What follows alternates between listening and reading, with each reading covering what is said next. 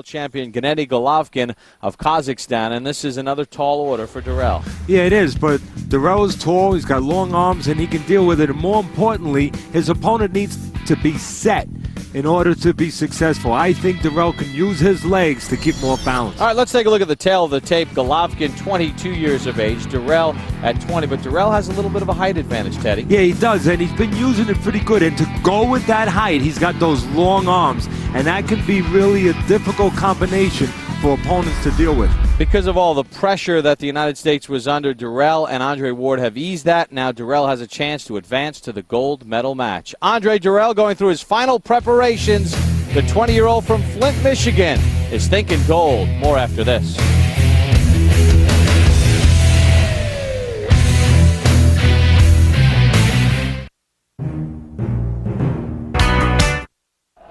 Back in Paris, Terry, middleweight Andre Dirrell has done a very good job of not falling behind on points against his opponents, but he did just squeak by the Cuban competition in the quarterfinals. Now with a gold medal bout hanging in the balance, there's no room for close decisions. Let's get back to Bob and Teddy. Well, Fred, as you mentioned, he got past the Cuban, Yordanis Despain. Now he has to get by the reigning world champion, Gennady Golovkin of Kazakhstan. He is wearing the red, and the 20-year-old Flint, Michigan native Andre Dirrell wearing the blue. The last silver medal won by the United States in the middleweight division came in 1992. Flint, Michigan native Chris Bird captured the medal in Barcelona. Dirrell will try to at least equal his neighbor. A victory today guarantees at least silver. Dirrell comes out as a southpaw, but you will get many opportunities to see him from the other side. As an orthodox fighter, he likes to switch. Has to be careful he switches from the right distance, not from too close where he could be susceptible. You should be seeing a lot of the long jab. It's very long, it's very quick of Dirrell's. He has an advantage if he uses that punch. Zbigniew Bjorski of Poland, the referee. Feeling out process here in the first. Distance should favor Dirrell. Range and length in that ring will give him an advantage with those long arms and quicker hands.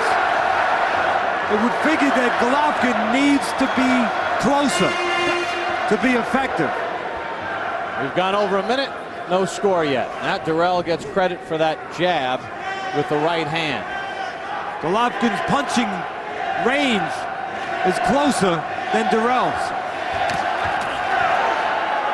Golovkin gets a point. Dirrell responds with a counter. It looks like Dirrell is trying to bait Golovkin, Teddy, to come to him where he can use his faster hands. Well, Dirrell is comfortable two ways. Using the jab to do that, set up the left hand, flat-footed, or, as you say, stepping out of range or staying out of range and looking to counter and use those quick hands. The opportunities for Golovkin is when he gets in close. Important for Golovkin when he gets close to keep his hands free and work.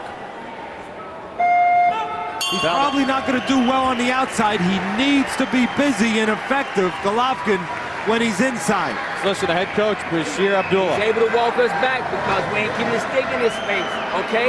You hear me? You got to make him respect the stick. You got to touch him. Listen to me. Okay, listen to me. Dre, you just go ahead and use the speed. Let your hands go. Behind that jab, it's going to be an easier bout, okay? And we ain't got to do all that movement. All you got to do is let your hands go. You're too much faster than him, okay? You got to make him respect the speed. The only way he's going to respect it is if you let your hands go. You understand me? Let him go, man.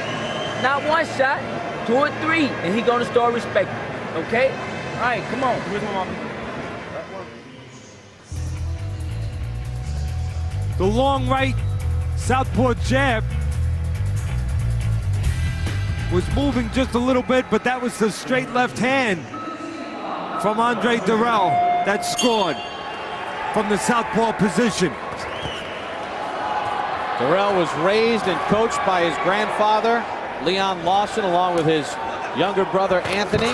Good cross landed by Golovkin, and then Dirrell responds. We mentioned it early, and head coach Bashir Abdullah touched on it in the corner. in between rounds. Dirrell has two choices. He can stay outside, use his jab to set his shots up, or he could lure Golovkin in to counter shots. I think he's better off using that jab, not giving Golovkin an opportunity to get close. Because if he doesn't catch Golovkin with the counters, Golovkin gets inside into his range. Dirrell has gone right-handed for at least a second, Freddie. He's more comfortable and more natural from the southpaw stance, Dirrell.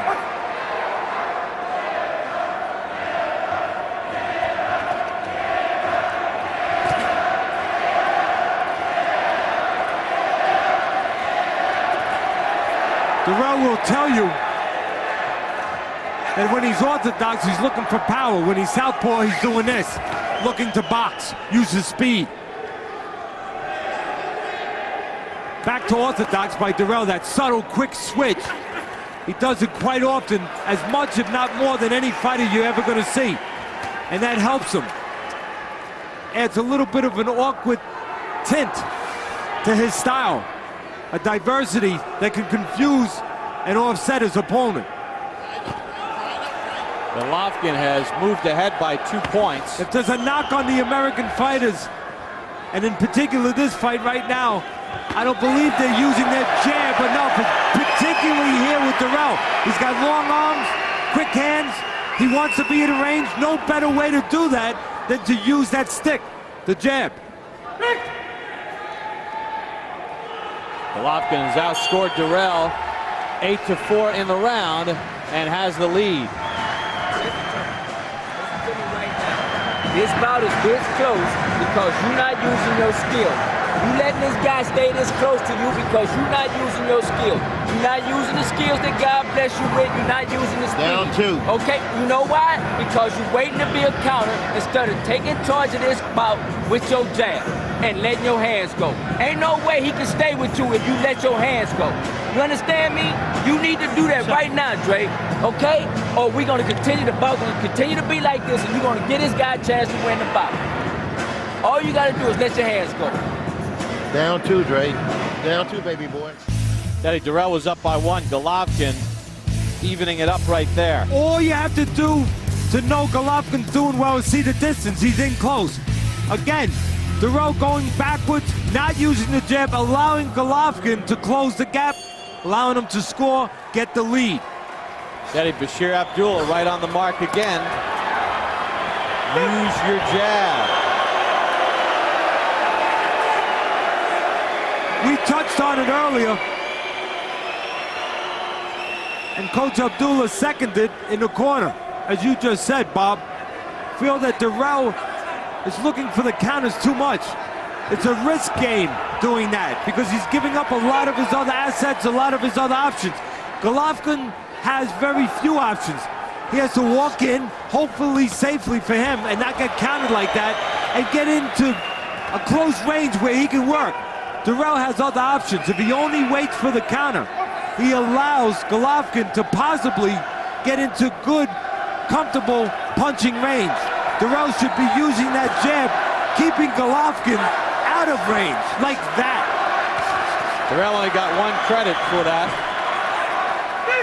Waiting for the counter too much, Dirrell. You can pat him on the back and say he's being patient. Sometimes you can be too patient. And then you have a lot of time to wait as the tournament goes on without you. Again, Dirrell looking for the counter maybe too much, allowing Golovkin, taking a real risk here, allowing Golovkin to close the gap.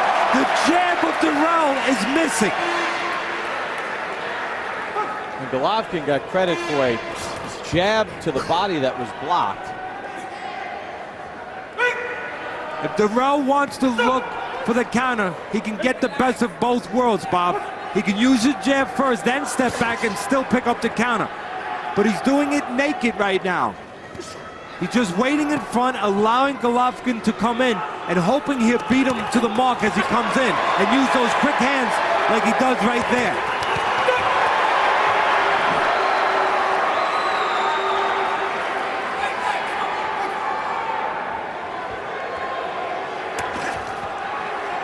There was a good jab by Dirrell, but no score.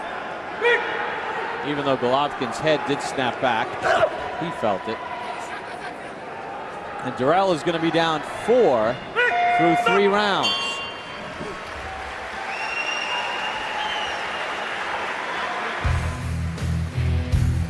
Dirrell in the southpaw stance, he switches back and forth, and he uses the jab to set up the left, and then you can see how quickly he switches right off that punch to the orthodox stance. Now here's the bad news for the United States fighter. Not using his jab, allowing Golovkin to close in and score. 1, 2, 3, step back up behind the stick and run it again. You got 2 minutes to make up 3 points, okay? All right, let's do this. Let's do this, Dre. We down 3. Your grandfather's crying, man. Hey, he wants you to do this, all right? Quit This is for your loading up and grandfather. just let the speed go. This is for your grandfather, son. Talking about Leo Lawson, who raised Andre and his younger brother Anthony, along with his wife Brenda Banks. Andre's mom Lola had 5 children at the age of 22, and her father said, "Let me take Andre and Anthony, both accomplished amateur boxers." And Andre Dirrell trying to get to the gold medal bout. The second voice you heard in the corner telling Andre that you have to do it for your grandfather was assistant coach Anthony Bradley. For the most part, you see these 2 contestants in close. It's good for Golovkin. He's slower, physically stronger, less options. He can hide from things in close. More difficult to hide from those shortcomings outside with the long arm, quick Dirrell. In close, Golovkin's edge. Golovkin, the reigning world champion, leads it by 3. Dirrell has a minute to close that gap. The lead is now 4 for Golovkin. And it's going to be very difficult from what I just saw, because Dirrell looked to have scored 2 points a second ago and nothing was registered.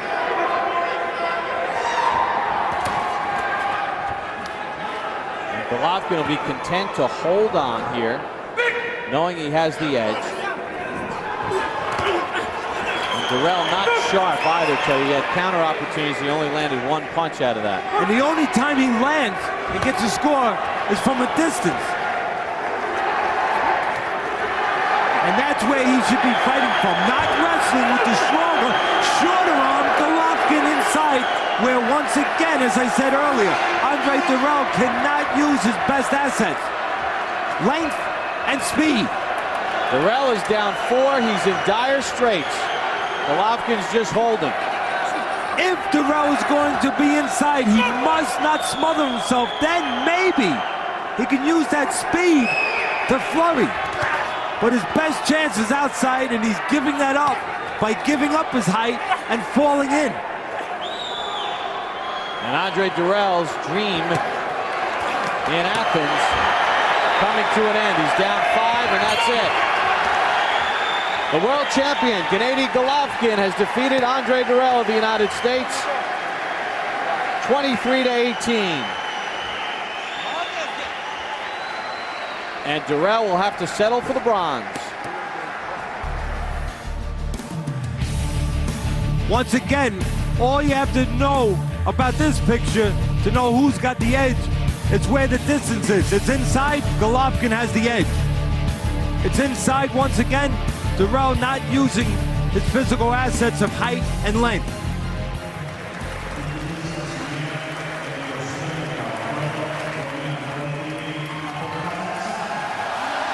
Golovkin advances to the gold medal bout.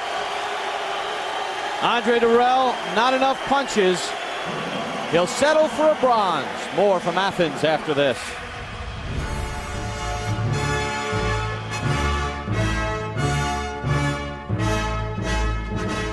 There's no greater honor than to represent. Game over. MLB Extra Innings from DirecTV has up to 60 games a week. That's right, 60. You gotta see it to believe it. Welcome back to the Paris Area Olympic Boxing Hall. Andre Dirrell of the United States has been eliminated by Gennady Golovkin of Kazakhstan. Dirrell did not use the jab. He comes up short, 23-18. The Flint, Michigan native is with Kenny Rice. Thank you, Bob. Andre Dirrell will take home to Flint, Michigan, a bronze medal. Congratulations on that. I know you wanted to go on to the gold medal round. How about your fight today?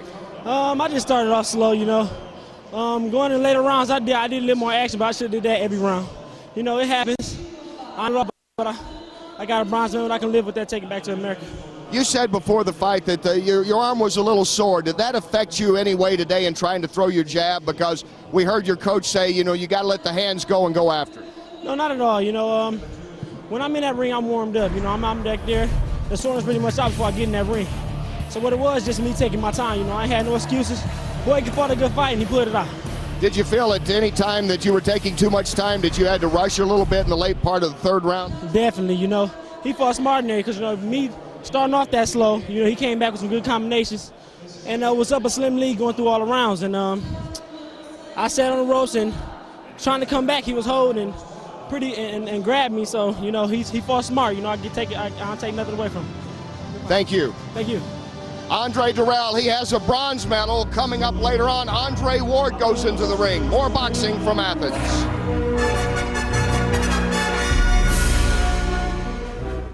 In Dylan Radigan, CNBC's World Headquarters.